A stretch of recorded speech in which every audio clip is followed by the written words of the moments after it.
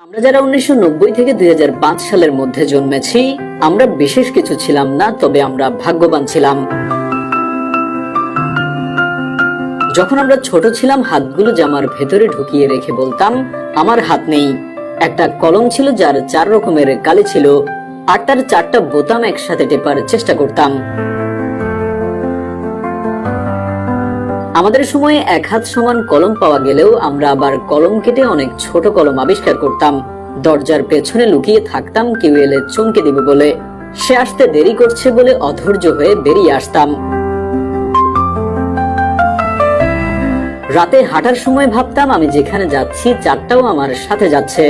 কারেন্টের সুইচের 2 দিকে আঙুল চেপে সুইচটাকে অন অফের মাঝামাঝি অবস্থানে আনার চেষ্টা করতাম। স্কুলে যাওয়ার সময় সবাই একসাথে দৌড়াদৌড়ি করে যেতাম। ক্লাসে কলম কলম খেলা, খাতায় ক্রিকেট খেলা, চোর ডাকাত, বাবু পুলিশ খেলতাম। অনেক সময় স্কুল ফাঁকি দিয়ে কয়েকজন বন্ধু মিলে ঘুরতে যেতাম, আড্ডা দিতাম, আরো কত কি। 1 টাকার রঙিন বা নারিকেলি আইসক্রিম, হাওয়াই মিঠাই খেতে না পারলে মনটাই খারাপ হয়ে যেত। হঠাৎ আকাশ দিয়ে হেলিকপ্টার গেলে সবাই রুম থেকে বের হয়ে আকাশের দিকে তাকিয়ে থাকতাম। স্কুল ছুটি হলে দৌড়ে বাসায় আসতাম, বিনা কার্টুন দেখবো, সিসিমপুর দেখবো।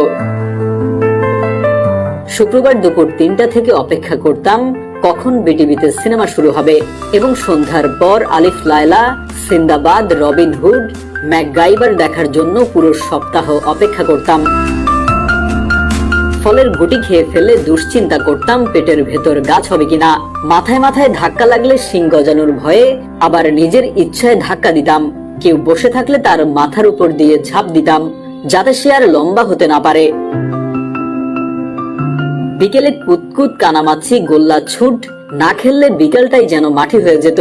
ফাইনাল পরীক্ষা শেষ হলে তো সকালে পড়া নেই। এত মজা লাগতো যা বলার বাইরে।